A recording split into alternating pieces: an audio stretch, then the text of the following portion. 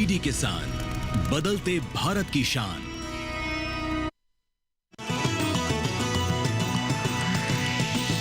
DD किसान, बदलते भारत की शान।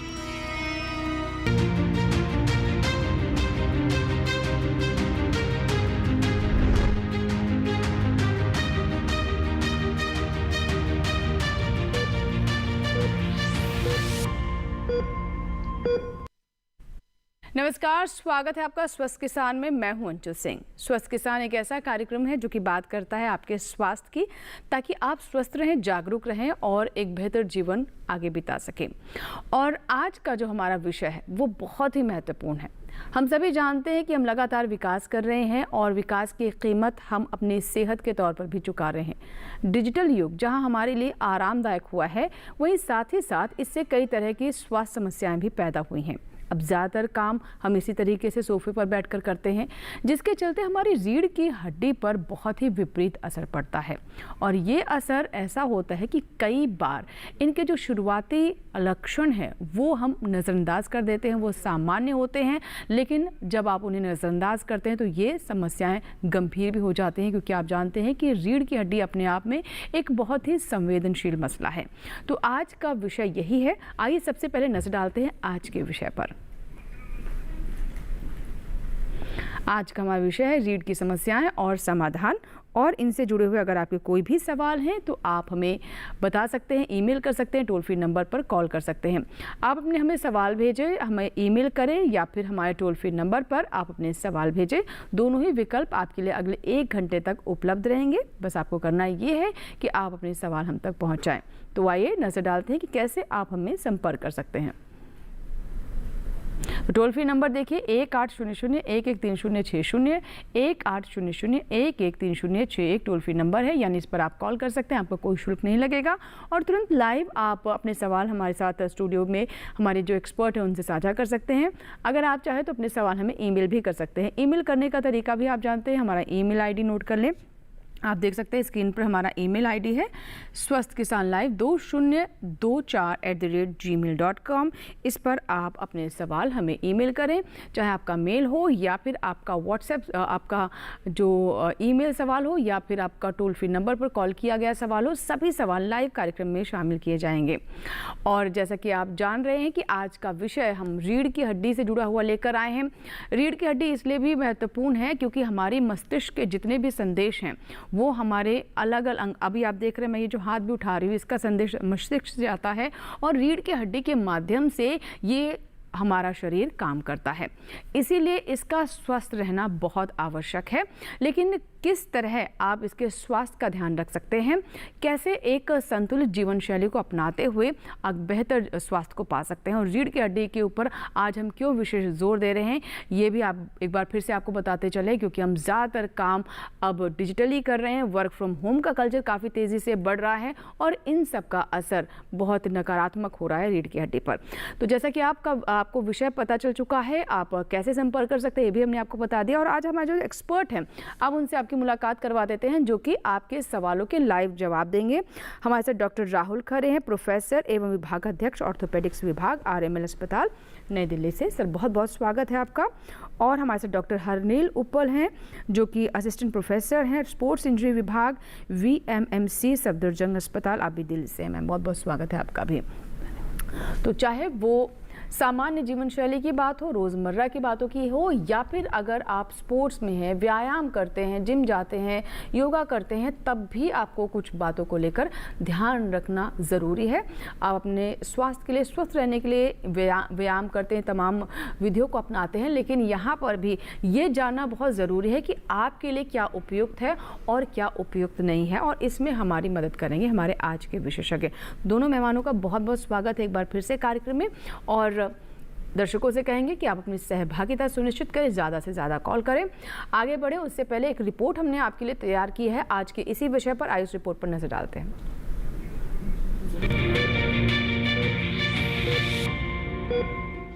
नमस्कार, मैं हूं भूमि।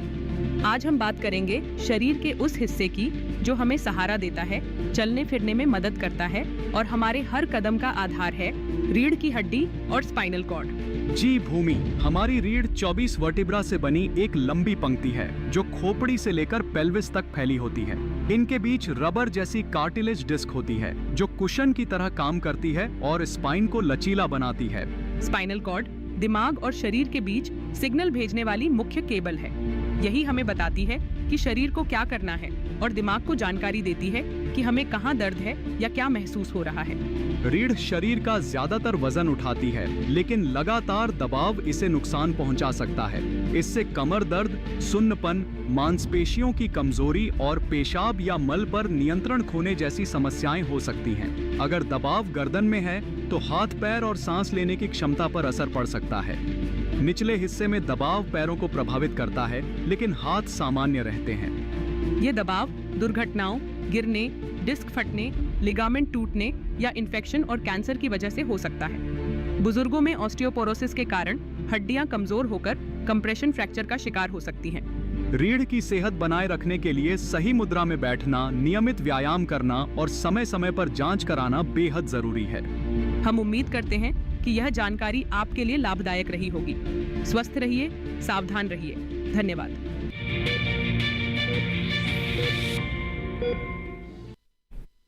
स्वस्थ रहिए, सावधान रहिए, और अगर आप सावधान रहेंगे तभी आप स्वस्थ रहेंगे।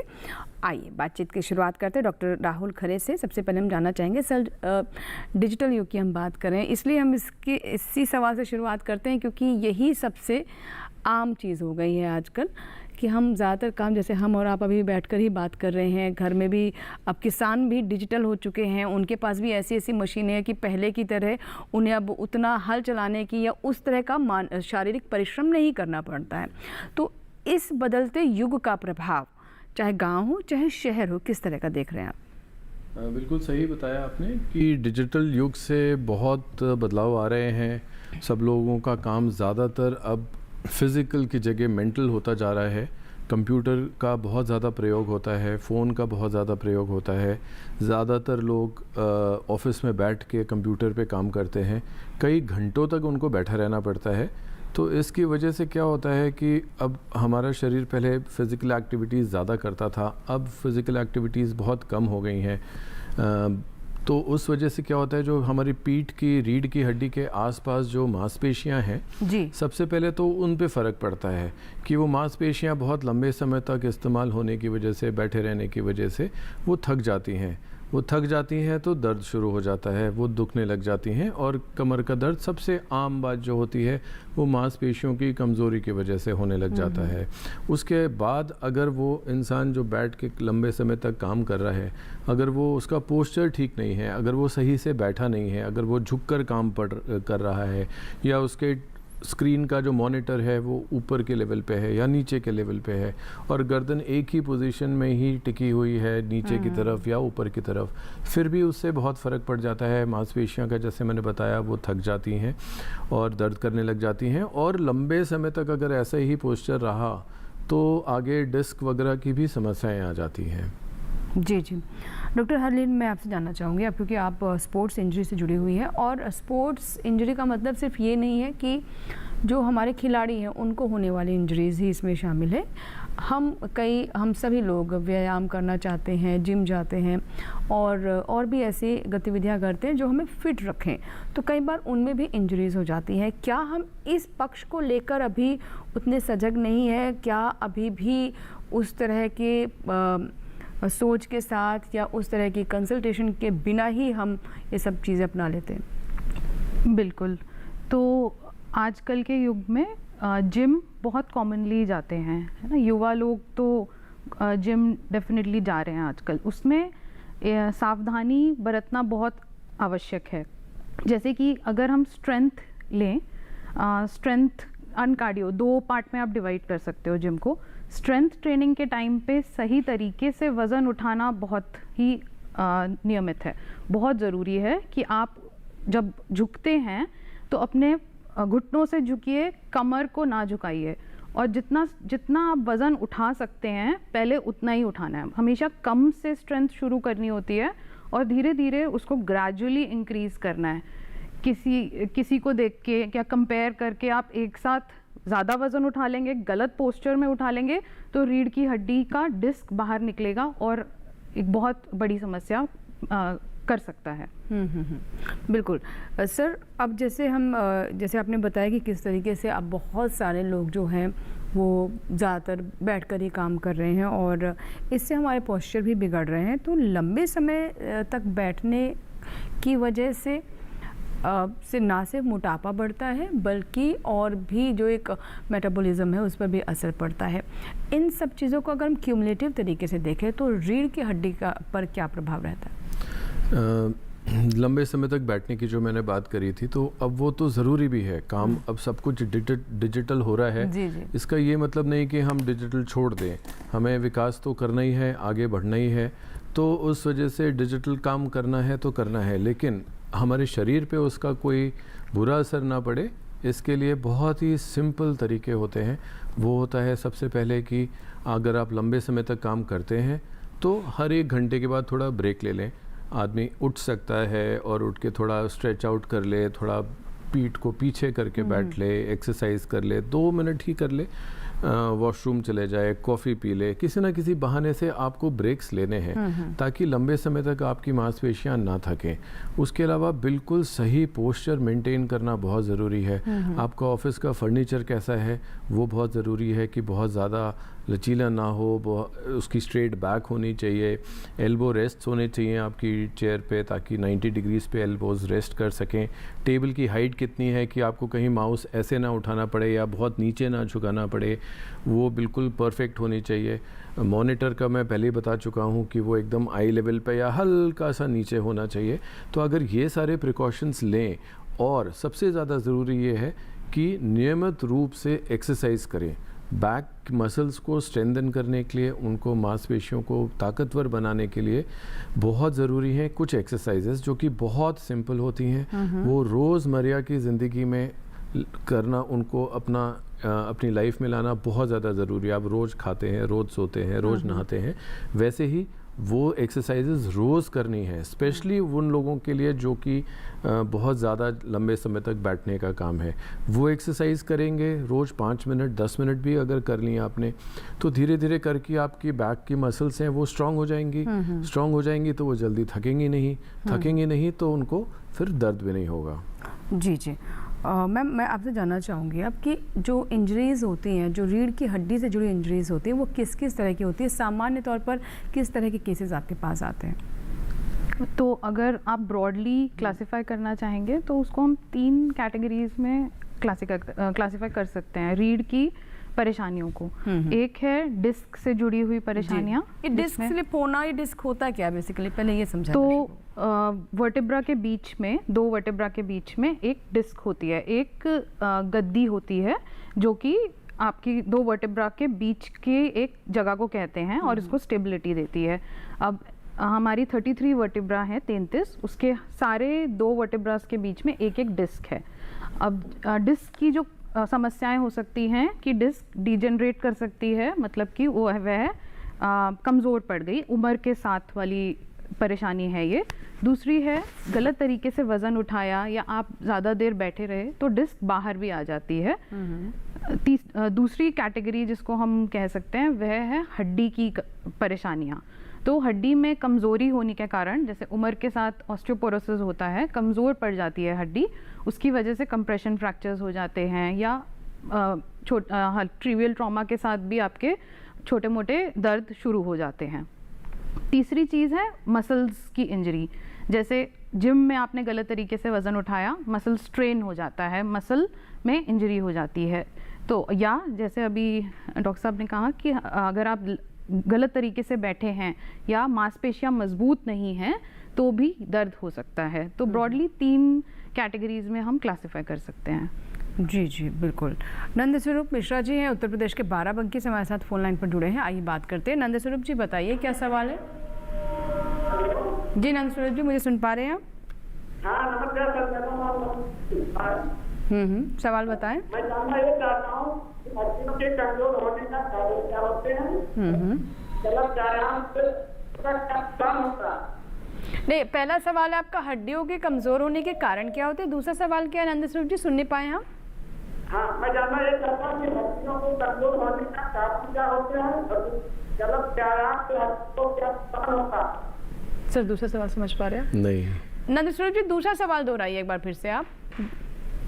हाँ, मैं जानना ये चाहता हूँ कि हड्डियों के कमजोर होने के कारण क्या है और जलब व्यायाम से हड्डियों को क्या नुकसान? दूसरे सवाल पर इनकी आवाज़ गायब है, मुझे लगता है व्यायाम से जुड़ा कुछ दूसरा हाँ सवाल। जी, हाँ जी। हाँ, तो सर हड्डियां कमज़ोर होने के कारण क्या होते हैं? बहुत ही क्या है? वैलिड सवाल। जी हाँ, तो बहुत ही अच्छा प्रश्न है आपका, क्योंकि लोगों को पता होना चाहिए कि हड्डियां किन कारणों की वजह से कमज़ोर हो जाती हैं।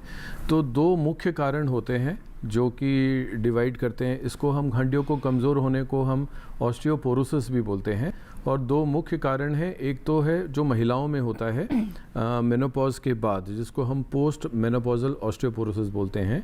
50-55 साल की उम्र जब होने लग जाती है किसी भी महिला की और पीरियड आने बंद होने लग जाते हैं, तो हार्मोन्स की कमी की वजह से हड्डियां धीरे धीरे कमज़ोर होने लग जाती हैं।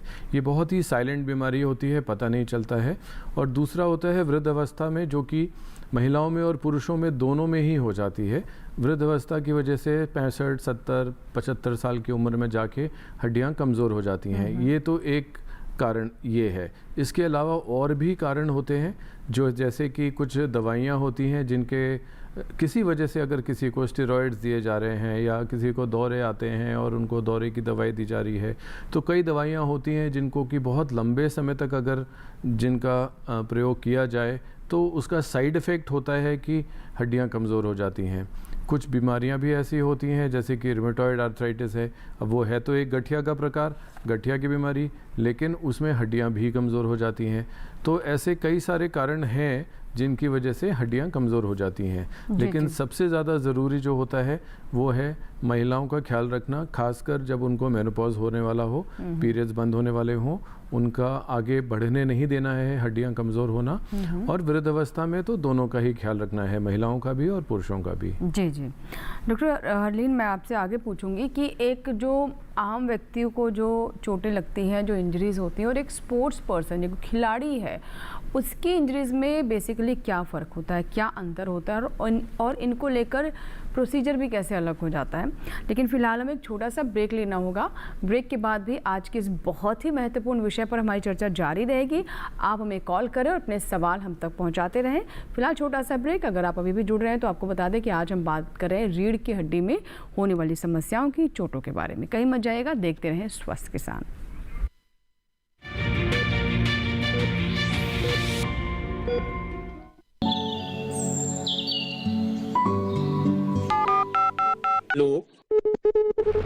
कार्यक्रम के पहले कॉलर जुड़ के हम इस बीच हमारे पास कुछ ईमेल्स भी आए। सवाल पूछिए अपना। में जो मकान पैदा करेंगे इनमें कौन सी सावधानी बरतनी है? गर्म इलाकों के लिए आप HRM 99 इनसे आप कुछ फल ले सकते हैं। जैस्मीन के पेड़ पे जैस्मीन फल निहाय। उसको पूरी खुली धूप चाहिए। फसल में कीट लगा हो या कोई बीमारी, पशुपालन में हो कोई दिक्कत या चाहिए कोई जानकारी, फोन उठाइए, नंबर मिलाइए और कहें हेलो किसान। सोमवार, बुधवार और शुक्रवार शाम 6 से 7 बजे सिर्फ डीडी किसान पर।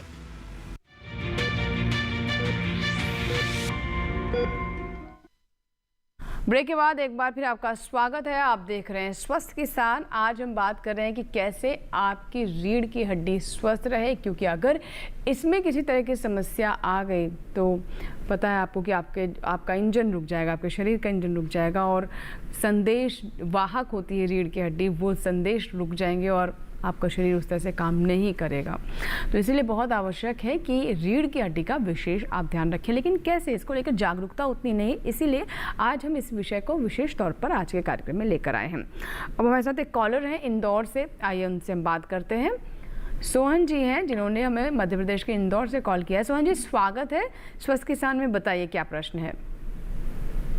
हेलो जी मेरा सवाल था। जी बताइए सर, सवाल बताएं। मेरा सवाल ये है कि रीढ़ की हड्डी जो समस्या बनती है, पेट के पीछे दर्द, उससे मतलब जैसे सही पेट या पलंग पे नहीं सही तरीके से नहीं सोने से भी हो सकती है क्या? ठीक है, सही पोस्चर ना होना सर, ये ठीक है, जैसे हम कई बार देखते हैं, कई प्रचार भी आते हैं कि आपने सही गद्दों का अगर चुनाव नहीं किया तो उससे भी आपकी रीढ़ की हड्डी पर असर पड़ सकता है। तो क्या सोने का एक तो तरीका और आपका बिस्तर कैसा है, इसका भी प्रभाव रीढ़ की हड्डी पर पड़ता है? Sir doctor Khanna. जी हाँ, तो बिल्कुल सही बोला इन्होंने कि गद्दों से फ़र्क पड़ता है, कमर में दर्द हो सकता है। पोजीशन तो खैर सोते समय कैसे भी हो सकती है, क्योंकि आपको खुद नहीं पता होता सोते हुए आप किस पोजीशन में सो रहे हैं, किस पोजीशन में सोए, किस पोजीशन में उठे, लेकिन गद्दों से फ़र्क पड़ता है। तो नॉर्मली जो हम लोग हैं वो हार्ड बेड पे सोने के लिए बोलते हैं, जी जी। ताकि जो झूल ना पड़े उसमें, और बिल्कुल लकड़ी का बेड हो या तखत हो, उसमें रुई का गद्दा हो या कोयर मैट्रेस हो।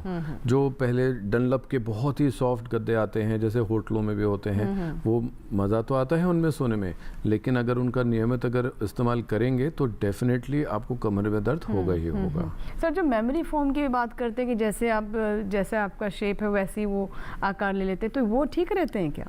मैंने तो खुद इस्तेमाल नहीं किया है, लेकिन मेरे हिसाब से तो वो ऐसा सही नहीं होते होंगे, क्योंकि फर्म होना बहुत ज़रूरी है। जी जी। फोम कोई भी हो, चाहे फोम हो, चाहे मेमोरी फोम हो, चाहे कोई भी फोम हो डनलप टाइप के, वो क्योंकि वो आकार आपके शरीर का ले लेंगे तो कहीं ना कहीं पोस्चर बिगड़ेगा ही।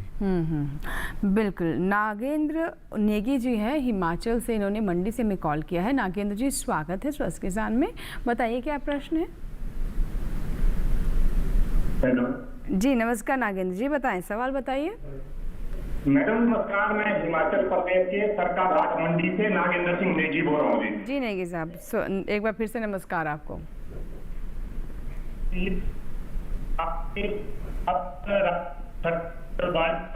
नागेंद्र जी आपकी आवाज़ नहीं आ रही है, ब्रेक हो रही है बार बार, और सभी दर्शकों से हम ये अनुरोध करना चाहेंगे कि जब भी आप हमें कॉल करें नेटवर्क क्षेत्र में रहें, ऐसी जगह से कॉल करें जहां पर बहुत समस्या ना हो, हम आपको स्पष्ट सुन सके। नागेंद्र जी आप बताइए सवाल क्या है आपका?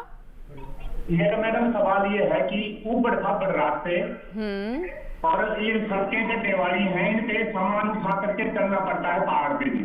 ठीक है, तो इसके लिए मैडम जी खान पान, एक्सरसाइज, तेल मालिश, और ये लगभग पूरे ही परिवार को है जी। तो ये और राइट साइड की जो टांग है मेरी, तो खुद की डिस्फोन हो जाती है।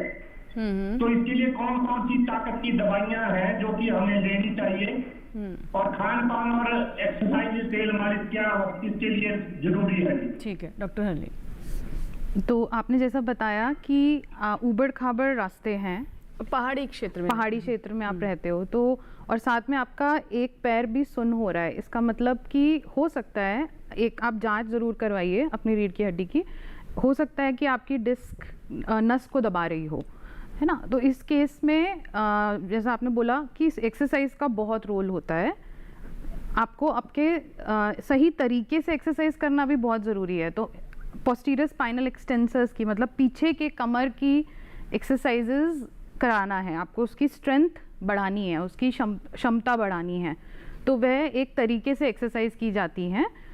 वह आप या तो पास के अपने अस्पताल के पास जाके एक बार मिल लीजिए, है ना, क्योंकि अगर गलत तरीके से करेंगे तो फिर वह दिक्कत कर सकता है। दूसरी चीज़ आपने बोला कि क्या खान पान इम्पॉर्टेंट है, खान पान का भी बहुत ही इम्पॉर्टेंट रोल होता है इस केस में। तो कैल्शियम से भरी हुई चीज़ें आपने खानी है, प्रोटीन रिच डाइट लेनी है। जैसे कैल्शियम का मतलब है कि आप दूध, दही, पनीर, ये सब चीज़ों का सेवन करिए। प्रोटीन स्प्राउट्स में, दालों में, राजमा, मांस, मच्छी, अंडा, इन सब चीज़ों में प्रोटीन की क्षमता, प्रोटीन की वैल्यू हाई होती है, तो वह भी अपने नॉर्मल डाइट में उसको डालिए। तो इस तरीके से आप अपनी मसल्स की स्ट्रेंथ और अपनी हड्डियों की मजबूती को बढ़ा सकते हैं। ये दो चीज़ें, बट क्योंकि सुन्न हो रहा है मतलब न्यूरोलॉजिकल डेफिसिट आ रहा है, मतलब नस दब रही है, तो एक बार ज़रूर पास के अस्पताल में जाके उसकी जांच करवा लीजिए। जी जी बिल्कुल। और मैम जैसे इनका दूसरा सवाल था, ये मैं जानना चाहूँगी कि ये सही सोच है कि नहीं, और अगर इसको लेकर कोई मिथ है तो इसे भी आप साफ करें। जैसे कहते हैं कि क्या मालिश करना, तेल मालिश, और हम ये तो हमारा ट्रेडिशनल तरीका है, हम अक्सर सुनते हैं, तो क्या ये इस तरह की इंजरीज़ में रिकमेंड की जाती है, क्या इससे लाभ होता है? जैसे आप हल्के हाथ से अगर मालिश करते हैं जिससे कि मसल्स का लचीलापन बढ़ता है, वह ठीक है ना, मसल्स का ब्लड सर्कुलेशन बढ़ेगा। लेकिन मैनिपुलेशन कराना या किसी कायरोप्रैक्ट के, जैसे कई बार आपने देखा होगा कि नाई ठीक जगह पे कर हाँ, देंगे, बैठाने का काम जो बोलते हैं, वह ठीक नहीं है, क्योंकि रीढ़ की हड्डी एक बहुत ही नाजुक एरिया है, वहीं पे ही आपकी स्पाइन है जो कि पूरी आपके पैरों की, हाथों की, पूरे बॉडी की नसों को के एकदम करीब है। इस वजह से मैनिपुलेशन नहीं कराना है, लेकिन हल्के हाथ से मालिश, यानी किसी अनाड़ी के पास आपको इस तरह के कामों के लिए नहीं जाना है। जो कई बार आप इश्तेहार भी देखते हैं कि आपका हाथ अगर उखड़ गया है, कंधा उखड़ गया है, तो वो सब फिक्स कर देंगे, वो बिठा देंगे। ये बिल्कुल भी सही नहीं है और आप अपने कम से कम शरीर के साथ तो खिलवाड़ ना ही करें। अब सर मैं आपसे जानना चाहूँगी कि क्योंकि आज हम रीढ़ की हड्डी की बात कर रहे हैं, तो रीढ़ की हड्डी का दर्द सिर्फ संकेत नहीं है, कई बार जो हमें लोअर बैक में पेन होता है, गर्दन में होता है, ये भी कनेक्टेड होता है और इससे हम उतना ध्यान उस पर नहीं देते हैं। तो इनका क्या संबंध है और इससे कितनी प्राथमिकता के साथ विशेषज्ञ के पास पहुंचना बहुत ज़रूरी है? कोई भी दर्द हो कहीं पर भी, तो वो चाहे गर्दन में हो, चाहे मिडिल बैक में हो या लोअर बैक में हो, तो कोई ना कोई कारण तो ज़रूर होता है। कभी कभार छोटे मोटे दर्द हो जाते हैं, वो एक आध दिन चलते हैं, ठीक हो जाते हैं। लेकिन मैं ये कहना चाहूँगा कि अगर किसी को भी लंबे समय से दर्द हो रहा है कमर में या कहीं पर भी गर्दन में, और ख़ासकर वो दवाइयों के बाद भी कंट्रोल नहीं हो पा रहा है, हफ्ता हो गया, 10 दिन हो गए, 15 दिन हो गए, या फिर किसी को अगर गर्दन में दर्द हो रहा है और हाथों में सुनपन आ रहा है, सर में दर्द भी जा रहा है, चक्कर भी आ रहे हैं, या लोअर बैक में कमर में दर्द है और वो पैरों में जा रहा है, झंझनाहट हो रही है, पैर सुन पड़ रहे हैं या पैरों में कमज़ोरी आ रही है, तो ये सारे रेड फ्लैग्स हैं, डेंजर साइंस हैं। इनको इग्नोर बिल्कुल भी नहीं कर सकते। कोई भी अगर कमर का दर्द हो, कैसा भी दर्द हो, खासकर अगर किसी वजह से नहीं ना शुरू हुआ हो, वो हफ्ता 10 दिन से ज़्यादा बढ़ा हुआ चल रहा है, तो डॉक्टर के पास ज़रूर जाना चाहिए। कोई कारण हो, गिर गए हैं, चोट लग गई है, एक्सीडेंट हो गया है, सीढ़ी से गिर गए या छत से गिर गए, तो ज़रूर ही जाना ही है डॉक्टर के पास। लेकिन बाकी बहुत सारे और भी कारण होते हैं, जैसे हमने ऑस्टियोपोरोसिस की बात करी, वैसे इन्फेक्शन भी होते हैं। हमारे देश में ट्यूबरक्लोसिस बहुत ही ज़्यादा फैला हुआ है। टीबी का दर्द भी ऐसे ही शुरुआत होती है, हड्डी का भी हो जाता है। जी हाँ, हड्डी, रीढ़ की हड्डी में टीबी हो जाती है और वो ऐसे ही धीरे धीरे शुरू होती है, पता भी नहीं चलती है। तो वो भी कभी भी ऐसे 10-15 दिन का दर्द है, नहीं जा रहा है, ठीक नहीं हो रहा है, तो ज़रूर डॉक्टर के पास जाएं, ताकि और भी जो कारण है वो हम रूल आउट कर सकें। बिल्कुल बिल्कुल। और देखिए, कोई भी दर्द, वो सिर्फ गर्दन का, कमर का या पीठ का नहीं है, शरीर के किसी भी अंग में अगर कोई भी दर्द जो लगातार है और शुरुआती दौर के इलाज से भी अगर उसमें आपको राहत नहीं मिल रही, तो आप तो बिल्कुल इस पर रिस्क ना लें, ज़रूर डॉक्टर को दिखाएं। गणेश पाटिल एक दर्शक हैं जिन्होंने हमें जलगांव से कॉल किया है, महाराष्ट्र से, फोन लाइन पर। आइए बात करते हैं। गणेश जी, स्वागत है स्वस्थ किसान में, बताएं क्या सवाल है। गणेश जी, मुझे हमारा सवाल है कि हमको कमर में दर्द है, रीढ़ की हड्डी में कमर में दर्द है। अच्छा सर, कुछ और पूछना चाहते हैं? आपकी उम्र क्या है और कब से दर्द है आपको? उम्र है तो 43 साल। कितनी? उम्र 43 साल, 2-3 साल से तकलीफ हो रही है। नहीं, आपकी एज कितनी है?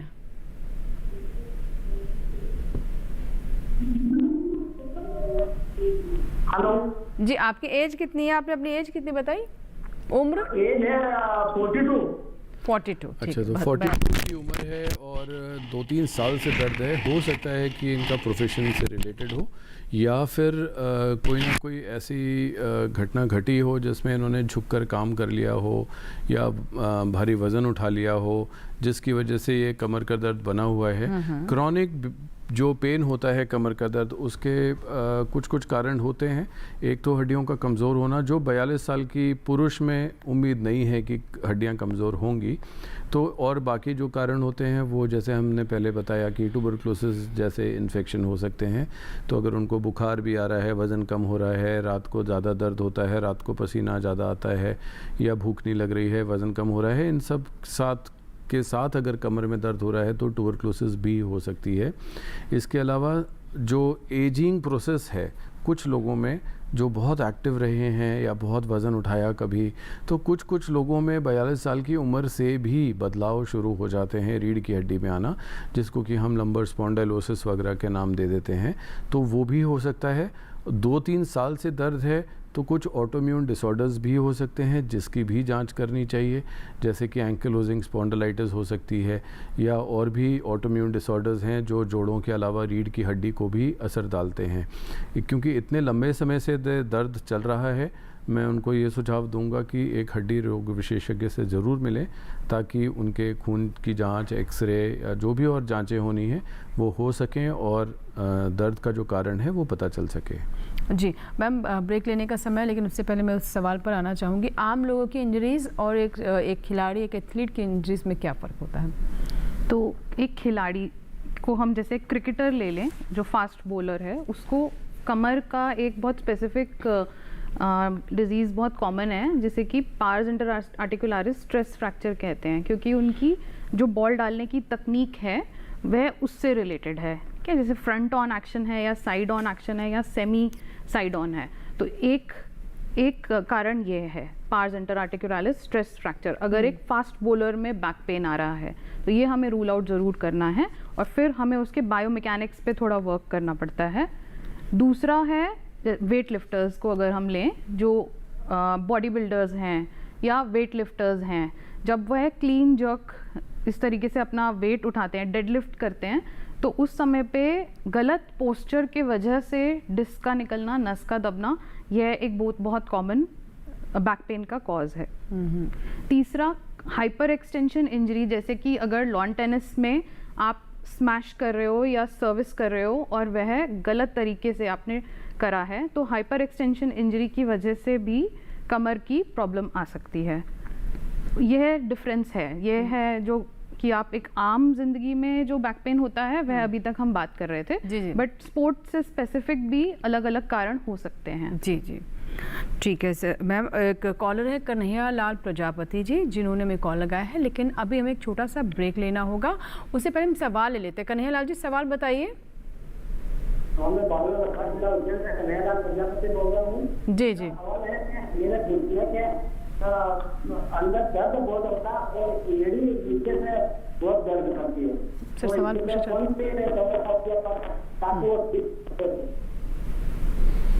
घुटने में दर्द होता है और एड़ी में दर्द होता है। ये दूसरा आपने, ठीक है कन्हैया जी, इसका जवाब हम आप तक पहुंचाएंगे छोटे से ब्रेक के बाद। आप हमारे साथ बने रहें, फिलहाल छोटा सा ब्रेक ले रहे हैं, देखते रहें आप स्वस्थ के साथ।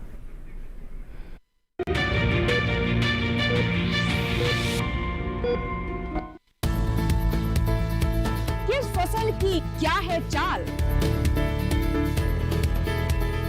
किस मंडी का क्या है हाल, उतरते चढ़ते भाव का असर, आयात निर्यात का क्या है असर, कैसा रहेगा आगे बाजार, बताएंगे मंडियों के जानकार। देखिए मंडी खबर सोमवार से शनिवार शाम 5 बजे सिर्फ दूरदर्शन किसान चैनल पर।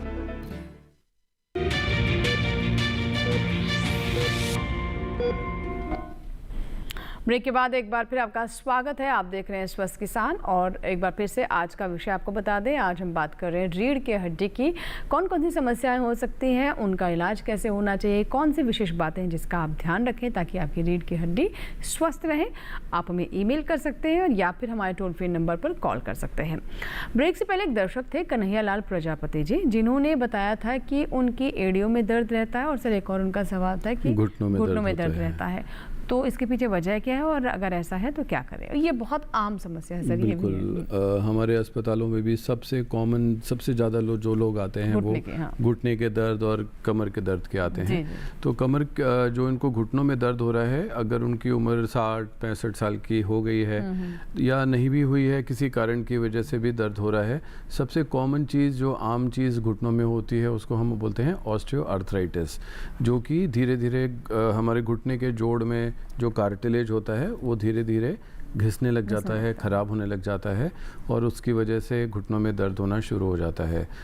उम्र की वजह से भी होता है और बहुत सारे कारण भी होते हैं जिनकी वजह से भी हो सकता है। घुटने अगर पहले से टेढ़े या अलग सा है तो जल्दी ख़राब हो जाएंगे। घुटने में कोई चोट लगी हो, कोई घुटने का फ्रैक्चर रहा हो पहले कुछ साल पहले, या कोई लिगामेंट टूट गया हो, घुटना ढीला है और कोई इन्फेक्शन हो गया हो घुटने के अंदर, तो और भी कारण हो सकते हैं। तो इसके लिए उनको एक सबसे पहले तो एक्सरे कराना चाहिए। एक्सरे में पता चल जाएगा कि किस स्टेज पे है, वो शुरुआत की स्टेज है या बीच में है या बिल्कुल ही ख़राब हो गया है।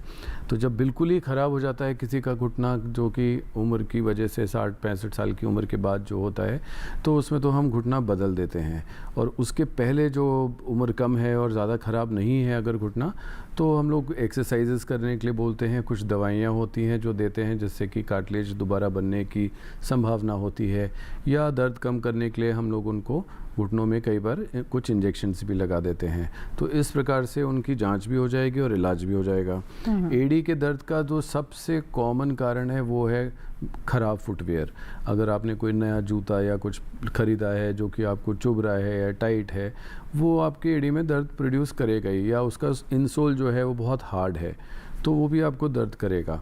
इसके अलावा भी अगर आपको दर्द हो रहे हैं तो आपको कुछ चीज़ों की जांच ज़रूर करानी चाहिए, जैसे शुगर की जांच करा लें, यूरिक एसिड की जांच करा लें, विटामिन डी कहीं कम ना हो, या एक्सरे में कहीं कई बार लोगों की एड़ी की हड्डी बढ़ जाती है और नोकीली सी हो जाती है जो कि नीचे मांसपेशियों में चुभती है और एड़ी का दर्द प्रोड्यूस करती है।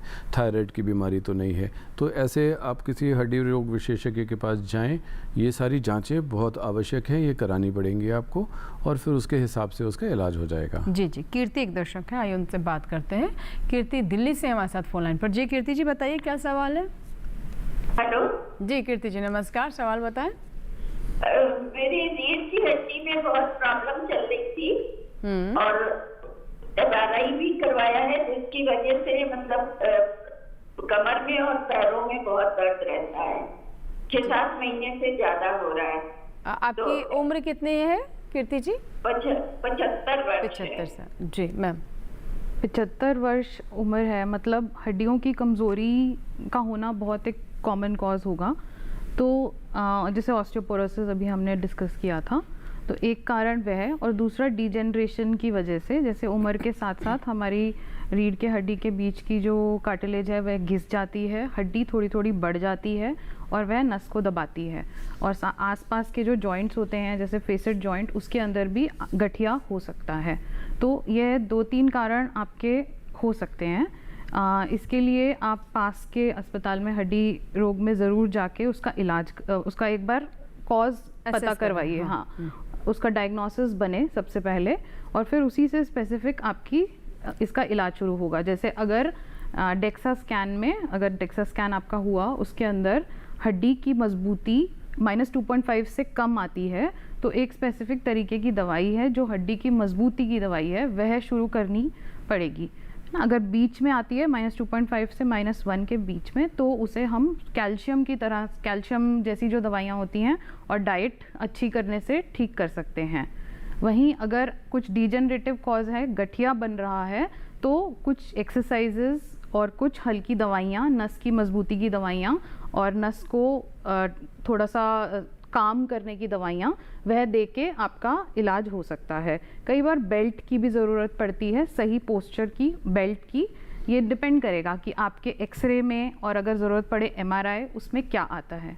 जी बिल्कुल। अब सर मैं आपसे जानना चाहूँगी कि आमतौर पर जब ट्रीटमेंट की बात करते हैं तो सबसे पहले तो टेस्ट यही होता है कि आपका कैल्शियम कितना है, विटामिन डी है कैसा है, इनकी कमी कितनी भारी पड़ सकती है ओवरऑल। मतलब मुझे तो, मतलब रीढ़ की हड्डी की क्या बात करें, मतलब आप हड्डियों की सेहत की बात करें, और बढ़ रहा है या फिर खुले में काम करने का कल्चर कम होता जा रहा है, ये समस्या कितनी ज़्यादा बढ़ गई है? या शहरों में तो ये बहुत ही ज़्यादा है। वो उसका मुख्य कारण ये है कि हम लोग एसी घरों में रहते हैं, एसी कारों में चलते हैं, एसी ऑफिस में काम करते हैं। बाहर बच्चे भी आजकल बाहर नहीं खेलते हैं, धूप में नहीं खेलते हैं, वो भी वीडियो गेम खेलते हैं, टीवी देखते रहते हैं। तो जो सबसे इम्पॉर्टेंट विटामिन है हड्डियों और जोड़ों के लिए वो है विटामिन डी, जो कि सनलाइट से बनता है, धूप से बनता है। जब धूप की किरणें हमारी स्किन पे पड़ती हैं तो विटामिन डी बनता है। अब हम धूप में ही नहीं जा रहे अगर, तो विटामिन डी नहीं बनेगा। खाने की कुछ चीज़ें हैं जैसे कि अंडे का पीला वाला पार्ट या फिर कुछ सी फूड होता है, सी की मछलियाँ होती हैं जो कि आप कितना ही खा लेंगे उससे आपकी पूर्ति नहीं होगी, धूप से भी नहीं बन पा रहा है, तो फिर आपको विटामिन डी की कमी हो जाएगी। अब विटामिन डी जब कम होगा शरीर में तो वो और भी बहुत सारे सिस्टम्स को में ज़रूरी होता है। उसके अलावा उसका मुख्य चीज़ होती है वो कैल्शियम को एब्जॉर्ब करता है शरीर के अंदर। हम जो भी हमारा खान पान है, हम जो भी खाना पीना खा रहे हैं, उसमें जो कैल्शियम है वो विटामिन डी ही खींच के शरीर के अंदर ले जाएगा। अगर विटामिन डी कम होगा, आप जितना मर्जी दूध पी लीजिए, दही खा लीजिए, पनीर खा लीजिए, केले खा लीजिए, कैल्शियम आपके शरीर के अंदर जाएगा ही नहीं, एब्जॉर्ब ही नहीं होगा। तो आपके अंदर कैल्शियम भी कम है, विटामिन डी भी कम है, तो आपके शरीर में जो खून को जो कैल्शियम चाहिए कहाँ से आएगा? शरीर जो है वो हड्डियों में से कैल्शियम खींचेगा और कैल्शियम पूरा करेगा अपने काम करने के लिए, लेकिन हड्डियों को फिर क्या होगा? हड्डियाँ कमज़ोर हो जाएंगी। तो इसलिए ये बहुत ही ज़्यादा ज़रूरी है। मैं ये सुझाव दूंगा कि लोग जितना हो सके आप धूप में रहें। अगर नहीं हो सकता है तो कम से कम विटामिन डी का टेस्ट करा लें। विटामिन डी के सप्लीमेंट्स बहुत ही आसान हैं, वो टैबलेट के रूप में भी आते हैं, कैप्सूल के रूप में भी आते हैं, इंजेक्शन भी आते हैं, सिरप भी आते हैं और सैशे में पाउडर भी आता है। तो हर प्रकार से हर उम्र में दिया जा सकता है, छोटे बच्चों को भी दिया जा सकता है। प्रेग्नेंट लेडीज़ से शुरुआत होकर छोटे बच्चों से लेकर बुढ़ापे तक विटामिन डी हर रूप में अवेलेबल है आपको सप्लीमेंट्स के रूप में देने के लिए, और वो सही काम करता है, वो पूर्ति कर देता है, कैल्शियम एब्जॉर्प्शन शुरू हो जाता है और हड्डियां आपकी मजबूत रहती हैं। ठीक है सर, एक कॉलर है कंचन है जिन्होंने नवा शहर से कॉल किया है। कंचन जी स्वागत है स्वस्थ किसान में, बताइए क्या सवाल है? हेलो जी कंचन जी बताएं क्या सवाल है आपका? मेरे को पेन बहुत ज्यादा हो गया। कंचन जी आपकी आवाज़ कट रही है, एक बार फिर से सवाल दोहरा दीजिए।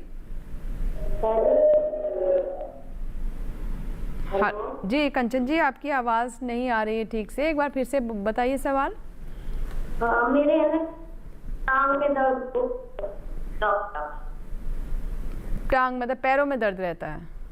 हाँ जी, टांग में बहुत ज़्यादा दर्द रहती है। जी जी मैम, जैसे महिलाओं के हम अक्सर देखते हैं कि ये समस्या भी काफ़ी कॉमन हो जाती है और उम्र के साथ साथ ये दर्द, कमर का दर्द हो या फिर पैरों का, घुटने का दर्द हो, ये बहुत ज़्यादा बढ़ जाता है। तो जैसे हमारे दर्शक हैं कंचन जी, इन्हें क्या बताना चाहेंगे? हाँ, आपकी टांग में दर्द है तो ज़्यादा हमने आपसे बात नहीं की, बट या तो घुटने में दर्द हो सकता है या आपके पिंडलियों में दर्द हो रहा है या पूरी टांग में पीछे से दर्द आ रहा है। तो ये 3 चीज़ों को मैं समझा देती हूँ। अगर आपकी उम्र थोड़ी सी ज़्यादा है, घुटनों में दर्द है जिसको आप टांग में दर्द कह रहे हैं, तो ये गठिया की तरफ जा रहा है ना। इसके लिए आप जैसे अभी हमने गठिया के बारे में डिस्कस किया था, उसमें आपको कुछ दवाइयाँ होंगी जो कि जॉइंट के सप्लीमेंट्स होते हैं, कुछ एक्सरसाइजेस और एक एक्सरे ज़रूरी है। अगर टांग में पिंडलियों में दर्द है आपको, जो कि उम्र के साथ या फीमेल्स में काफ़ी कॉमन है, तो विटामिन डी की डेफिशिएंसी, कैल्शियम की डेफिशिएंसी ये हो सकती है। तो इसीलिए आप विटामिन डी का एक बार टेस्ट या फिर विटामिन डी के सप्लीमेंट्स शुरू करिए। तीसरा, अगर आपके टांग में पीछे से दर्द आ रहा है, कमर में भी साथ में दर्द है और करंट जैसा दर्द है, तेज सा चाकू जैसा दर्द है, तो वह नस दबने का दर्द हो सकता है। ऐसे केस में फिर हमें कमर का इलाज करना पड़ेगा, और अभी हमने वो भी बात की थी जो डिस्क का दर्द होता है और नस दबाता है। तो इस तरीके से आप एक बार आपके पास में हड्डी विशेषज्ञ को दिखा के इसका इलाज शुरू करवाइए। जी जी। अब सर मैं आपसे समझना चाहूँगी कि रीढ़ की हड्डी में किस किस तरह की समस्याओं का समाधान, मतलब क्या दवाओं से ही ट्रीट किया जा सकता है, इंजेक्शन लगते हैं या फिर सर्जरी की जाए, वो स्थिति कौन सी होती है? हाँ जी, तो जो भी इलाज है वो निर्भर करता है कि कारण क्या है। अब सपोज़ करें कि हम शुरुआत से शुरू करते हैं कि सब सिंपल सी चीज़ है कि कोई एक्सीडेंट हो गया और उसकी रीढ़ की हड्डी टूट गई। अब रीढ़ की हड्डी जब टूट जाती है तो जैसे कि पहले भी डिस्कस हुआ कि रीढ़ की हड्डियों के पीछे स्पाइनल कॉर्ड जारी होती है, जो कि बहुत इंपॉर्टेंट होती है। हड्डी टूट जाती है वो तो जुड़ जाती है, लेकिन अगर हड्डी का टुकड़ा पीछे थोड़ा चला गया और नस को दबा दिया तो न्यूरोलॉजिकल डेफिसिट हो जाएगा, पैरों में छूने से पता नहीं चलेगा, पैर में पैरालिसिस जैसी चीज़ आ जाएगी, लैट्रिन बाथरूम का पता नहीं चलेगा। तो ये सारी प्रॉब्लम्स हो सकती हैं। अगर ऐसी स्थिति होती है तो 100% ऑपरेशन ज़रूरी होता है। उनको हमें ऑपरेट करके हड्डी को वापस अपनी जगह बिठा के उसको फिक्स करना होता है ताकि नस के ऊपर से दबाव हट जाए। ये तो हो गया ट्रॉमा। अगर किसी की हड्डी ऐसी टूटी है और नस पे कोई दबाव नहीं है तो ऑपरेशन की ज़रूरत नहीं है। Simple vitamin D calcium belt पहना के रेस्ट दे के वो हड्डी जुड़ जाती है अपनी जगह पर। ट्यूमर भी हो जाते हैं। हाँ जी हाँ, अगर ट्यूमर है और वो बढ़ के नस पे दबाव डाल रहा है तो उसको ऑपरेशन करना ज़रूरी है।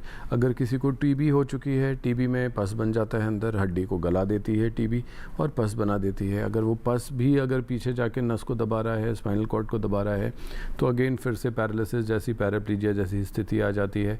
ऑपरेशन करना बहुत ही ज़्यादा आवश्यक होता है। ऑपरेशन करके पस को हटा देंगे, टीबी की दवा अलग से चल रही होती है और पेशेंट ठीक हो जाता है। तो ऐसी बहुत सारी चीज़ें हैं। रीढ़ की हड्डियों में अगर रीढ़ का टेढ़ापन है, उसको भी बचपन में बच्चों में हो जाती है कई बार बढ़ते समय, उसको भी हम सीधा कर सकते हैं। तो ऐसी बहुत सारी चीज़ें हैं जो अगर नस पे दबाव पड़ रही है किसी भी कारण की वजह से, चाहे डिस्क से हो, चाहे फ्रैक्चर से हो, चाहे इन्फेक्शन से हो, चाहे ट्यूमर से हो, अगर नस पे दबाव पड़ रहा है, स्पाइनल कॉर्ड पे दबाव पड़ रहा है तो ऑपरेशन ज़रूरी होता है। जी जी। बाकी सारी चीज़ें हम फिर भी बिना ऑपरेशन के मैनेज कर लेते हैं। अब मैं ये जानना चाहूँगी कि जो रीढ़ की हड्डी का ऑपरेशन, जैसे ऑपरेशन की बात कर रहे हैं, तो ये कितना संवेदनशील होता है, क्योंकि बहुत बारीक, बहुत महीन जो नर्व, पूरा हमारा नर्वस सिस्टम है, जो नर्व्स होती है वो होती हैं और यहाँ पर बहुत ज़्यादा स्किलफुल होने की आवश्यकता होती है। तो ये कितना रिस्की या फिर कितना गंभीर ये ऑपरेशन होता है, मैं इस पर भी बात करूँगी, लेकिन फ़िलहाल छोटा सा ब्रेक।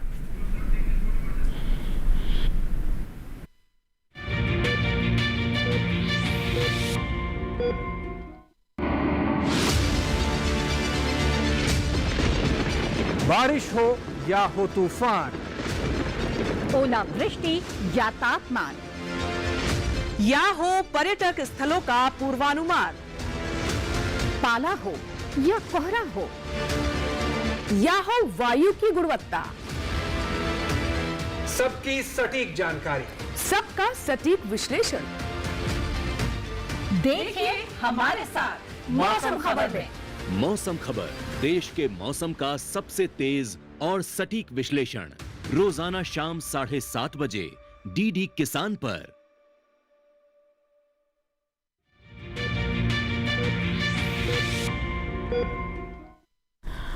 ब्रेक के बाद एक बार फिर आपका स्वागत है स्वस्थ किसान में। और अभी भी हमारे साथ एक दर्शक जुड़े हैं, जल्दी से उनका सवाल ले लेते हैं। महाराष्ट्र से हमारे कॉलर। हेलो हेलो हेलो जी, नमस्कार, अपना नाम बताइए। मेरा नाम देवल। ठीक है, अब बताएं, सवाल बताइए। मेरा सवाल है, विशेष करके कमर दर्द बहुत ज्यादा है और सब घुटने तेज करते हैं। घुटनों में दर्द रहता है, आप ये कह रही हैं? जी मैम। घुटनों में दर्द रहता है, आप ये सवाल है आपका? हाँ, घुटनों में दर्द है। ठीक है मैम। उम्र आपकी उम्र कितनी है आपकी? आवाज़ नहीं आ रही शायद। ठीक है, घुटनों में दर्द है मतलब कि इसके कुछ कारण हो सकते हैं। दोनों घुटनों में ही दर्द आपने जैसे बताया, तो अगर इसके साथ साथ आपके दूसरे जोड़ों में भी दर्द है और आपकी उम्र थोड़ी 40 से कम की है, तो हमें गठिया को रूल आउट करना है, जिसमें कि हमारे सुबह उठने में अकड़न होना, आपके जोड़ों में जैसे घुटना हुआ, एंकल हुआ, एल्बो, रिस्ट, हाथ के जोड़, ये सब अकड़ जाते हैं सुबह उठने के बाद, तो ये गठिया की तरफ जाता है, गठिया बाई जिसे कहते हैं। इसमें फिर आपकी कुछ जांचें और उसका एक स्पेसिफिक इलाज है जिसको शुरू करना बहुत ज़रूरी होगा। अगर आपकी उम्र 40 से ज़्यादा और 50-60 इस तरीके की है, तो दोनों घुटनों में दर्द, जैसा अभी हमने डिस्कस किया, वह गठिया है, उम्र के साथ वाला गठिया, जिसमें कि कार्टिलेज घिस गई है आपके घुटनों के बीच की, और फिर हमें उसका इलाज आपको कुछ दवाइयाँ दे के, कुछ स्पेसिफिक एक्सरसाइजेस शुरू करवा के, कुछ हमारे इंजेक्शंस होते हैं जिससे कि हम लुब्रिकेशन बढ़ा सकते हैं, दर्द कम करने के इंजेक्शंस होते हैं, ये सब दे के, और अगर ज़्यादा ख़राब हो जाता है घुटना तो घुटना बदलना पड़ता है। इस तरीके से हम कर सकते हैं। और कुछ गठिया हमारी छोटी उम्र के भी गठिया होते हैं जो कि 20 साल या 20 साल से कम के, जिसको कि जुवेनाइल आर्थराइटिस भी कहा जाता है। तो वह भी इसी तरीके से होते हैं कि सुबह उठने में उनको अकड़न होगी। अब ये आपको एक बार पास के करीबी अस्पताल में जाके इसका डायग्नोसिस बनवाना पड़ेगा और इलाज शुरू करवाइए। जी, एक कॉल हमारे साथ दर्शक है जिन्होंने हमें सवाल ईमेल किया। राज गौरव सिंह है, इनकी उम्र 32 साल है और ये कह रहे हैं कि 4 साल से बैक पेन होता रहा है। अब 6 महीने से जो बैक पेन है वो थाई की तरफ, जो बैक साइड है सर ये बता रहे वहाँ चला गया है। और इन्होंने लिखा है कि पीछे से ठंडी हो जाती है जब वर्कआउट करते हैं तो पैर और करते हुए रिलीफ, थोड़ा सा पेन रिलीफ मिलता है और नी से आवाज़ भी आती है जब पेन होता है। सर आप समझ गए होंगे सर। हाँ जी, तो देखिए 32 साल की उम्र है, वर्कआउट करते हैं, कमर में दर्द है जो थाई में जा रहा है। तो इनको बहुत ही सिंपल सी चीज़ है, इन्होंने वेट्स उठाए हैं या उठाते रहे हैं जिसकी वजह से डिस्क धीरे धीरे दब रही है और अब वो नस को टच कर रही है। इतना ज़्यादा नीचे तक नहीं जा रहा, हो सकता है ज़्यादा दबाव ना हो, लेकिन डेफिनेटली इनको डिस्क का इशू है। ये एक MRI कराएंगे, उससे पता चल जाएगा। और इनको फिर अपनी बैक स्ट्रेंथनिंग एक्सरसाइजेस करनी पड़ेंगी, कुछ समय तक जिम को छोड़ना पड़ेगा या एटलीस्ट वज़न उठाना बंद करना पड़ेगा, आगे झुकना बंद करना पड़ेगा। घुटनों में जो क्लिकिंग आवाज़ आ रही है वो इससे रिलेटेड नहीं है, वो प्रॉब्ली कोई और कारण है। आवाज़ कई बार जोड़ों से आती है, उसकी चिंता नहीं होती। कई बार टेंडेंस वगैरह इधर उधर स्नैप करते हैं, जब तक कि दर्द ना हो रहा हो घुटने में तो उसके लिए कोई चिंता की बात नहीं है। जी बिल्कुल। और सर जो ब्रेक से पहले का हमारा सवाल रह गया था वो ये कि जब वो स्थिति बन जाती है जब रीढ़ की हड्डी का आपको ऑपरेशन कराना पड़ता है, ये कितना चुनौतीपूर्ण होता है और कितना संवेदनशील इलाज होता है या फिर ऑपरेशन होता है? ये बहुत अच्छा प्रश्न है क्योंकि बहुत सारे पेशेंट्स जो हैं वो हर जगह का ऑपरेशन तो फिर भी करा लेते हैं, लेकिन रीढ़ की हड्डी का जब ऑपरेशन बताते हैं तो उनको थोड़ा सा हमेशा डाउट रहता है कि क्या हम ठीक हो पाएंगे, क्या ये पूरी तरीके से रिकवर करेगा, क्या हमें दोबारा तो नहीं होएगा। तो ये काफ़ी हद तक सही है। देखिए ऑपरेशन कहीं का भी हो, छोटा हो या बड़ा हो, दिल का हो या दिमाग का हो, ऑपरेशन कोई भी जो होता है वो जब भी कोई एक्सपर्ट भी करता है तो भी एक परसेंटेज ऑफ कॉम्प्लिकेशंस होते ही होते हैं जो हर मरीज़ में ज़रूरी नहीं हो, लेकिन 100 में हो सकते हैं एक आदमी को या 500 में एक आदमी को, कहीं ना कहीं कुछ ना कुछ हो सकता है जो कि किताबों में भी लिखा होता है। अब फ़र्क पड़ता है रीढ़ की हड्डी के ऑपरेशंस का क्योंकि पीछे होती है स्पाइनल कॉर्ड और वो होता है नर्वस सिस्टम इन्वॉल्व होता है। आप सोचिए कहीं हड्डी टूट जाती है वो जुड़ जाती है, स्किन कट जाती है तो वो हील हो जाती है। तो हमारे शरीर में जितने भी अंग हैं, जितने भी भाग हैं, उनमें अगर कुछ भी डैमेज हो जाए तो थोड़ा हील होने की क्षमता होती है। लेकिन जो नर्व होता है, न्यूरॉन होता है, नर्वस टिश्यू जो होता है हमारे शरीर में, उसमें ये क्षमता नहीं होती है। अगर नर्व कट गई, डैमेज हो गई या बहुत लंबे समय से दबाव पे है तो वो कितना रिकवर करेगी, नहीं करेगी, कितने समय में करेगी, ये एक सीनियर से सीनियर डॉक्टर भी नहीं प्रेडिक्ट कर सकता, पहले से नहीं बता सकता। हड्डी टूट जाएगी हम बता सकते हैं 1.5 महीने में जुड़ जाएगी या 3 महीने में जुड़ जाएगी, लेकिन रीढ़ की हड्डी के अगर किसी को पैराप्लीजिया है, ऑपरेशन बहुत अच्छा कर दिया, बहुत सीनियर आदमी ने बहुत अच्छे तरीके से, लेकिन वो भी नहीं बता पाएगा कि कब रिकवर करेगा आदमी, वो नस रिकवर करेगी नहीं करेगी, कब करेगी। तो इस वजह से लोगों के दिमाग में थोड़ा सा डाउट रहता ज़रूर है। उसके लिए सबसे अच्छी चीज़ ये है जो सुझाव मैं देना चाहूँगा कि जब भी ऐसे नर्व रिलेटेड इशू आ रहा हो और जो डॉक्टर ने किसी ने बताया कि ऑपरेशन करा लीजिए तो आप जल्द से जल्द करा लीजिए, इससे पहले कि वो दबाव बढ़े नस पे और बाद में आप सोच समझ के 10 डॉक्टरों को दिखा के 1 साल बाद ऑपरेशन कराएंगे तो रिजल्ट डेफिनेटली वैसा नहीं होगा जो 1 साल पहले करा लिया होता वैसा होता। बिल्कुल, तो इसीलिए बहुत सोच समझ कर फैसला लें, लेकिन बहुत डिले ना करें जैसा कि हमारे डॉक्टर बता रहे हैं। अब मैं जानना चाहूँगी कि क्या कुछ ऐसी एक्सरसाइजेस भी होती हैं जो आप कर सकते हैं? एक तो ये कि एक्सरसाइजेस सही होनी चाहिए, अगर गलत तरीके से की तो उससे भी इंजरीज होती हैं, रीढ़ की हड्डी पर असर पड़ता है, लेकिन इसको स्ट्रेंथन करने के लिए और मजबूत करने के लिए और सेहत बेहतर करने के लिए क्या कुछ एक्सरसाइजेस अलग से भी रिकमेंडेड होती हैं? बिल्कुल, तो कमर की एक्सरसाइजेज अगर हम बात करें उसको हम एक फ्लेक्सिबिलिटी इंक्रीज करने की एक्सरसाइजेज होती हैं कमर की, जिसमें जैसे योगा के कुछ आसन हैं क्या। दूसरा होता है कोर स्ट्रेंथनिंग और एक्सटेंसर्स की स्ट्रेंथनिंग, मतलब कि स्पाइन जो आपकी रीढ़ की हड्डी के पास के मसल्स हैं उसको हम मजबूत करेंगे, तो उसके लिए एक्सटेंसर स्ट्रेंथनिंग एक्सरसाइजेज होती हैं। वह बहुत आराम से आप घर पे कर सकते हो, पेट के बल लेट के धड़ उठाने वाली एक्सरसाइजेज।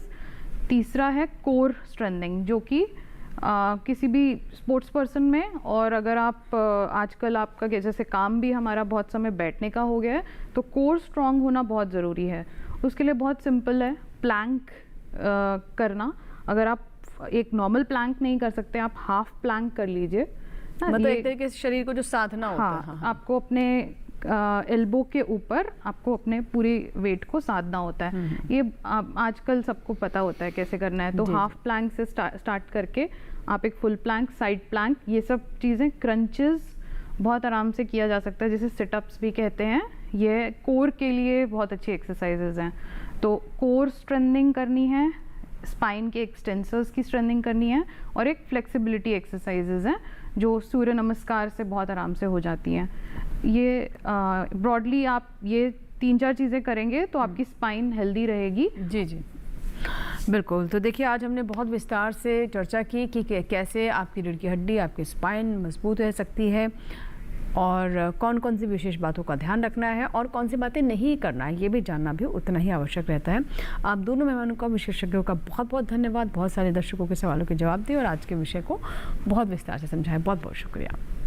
तो यहाँ लेंगे आपसे इजाज़त, लेकिन चलते चलते आपको बता दें कि अगर आपके कोई सुझाव हैं या फिर आप चाहते हैं किसी और विषय पर भी हम स्वस्थ किसान लेकर आएँ, तो इसकी जानकारी आप हमें ईमेल करके भी दे सकते हैं। आप हमारा ईमेल आईडी देख लें, swasthkisanlive@gmail.com। ये हमारा ईमेल आईडी है जिस पर आप ईमेल कर सकते हैं।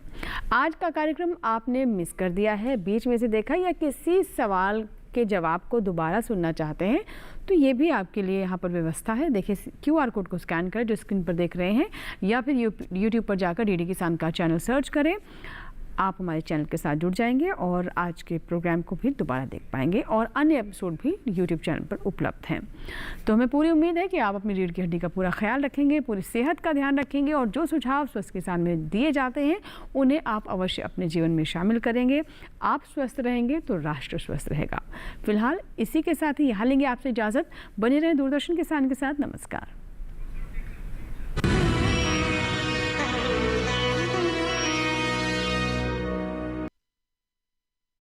हाईटेक खेती से सशक्त हो रहा है किसान।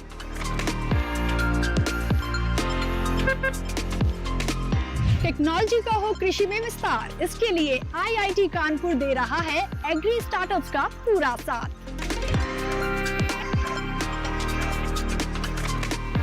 कृषि में युवाओं की भागीदारी से देश में बढ़ रहा है रोजगार। कृषि स्टार्टअप की नई सीरीज एग्रीटेक स्टार्टअप्स हर शनिवार रात 9:30 बजे और पुनः प्रसारण सोमवार शाम 4 बजे सिर्फ DD किसान पर। कृषि में रोबोटिक्स एक उभरती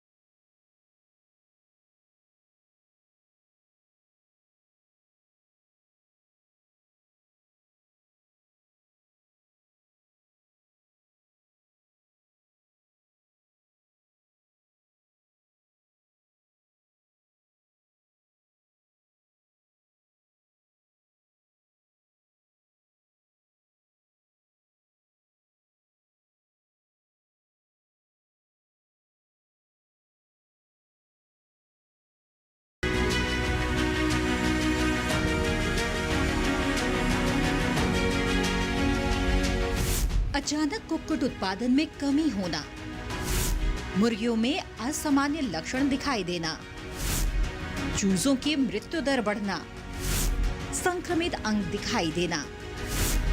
मुर्गी पालक इन लक्षणों को न करे नजरअंदाज। जानने के लिए देखिए बरसात में मुर्गियों में होने वाले रोग एवं रोकथाम, इस रविवार शाम 6:30 पर अपना पशु चिकित्सक लाइव, सिर्फ दूरदर्शन किसान चैनल पर।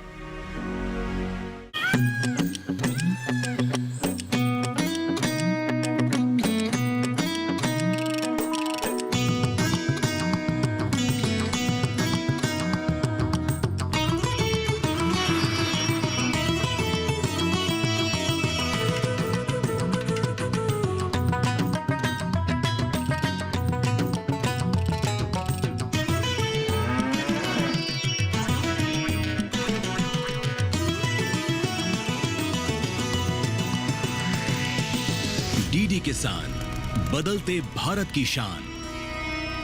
टैक्स टाइमली ये तना छेदक और पत्ता लपेटक को जड़ से मिटाए, कम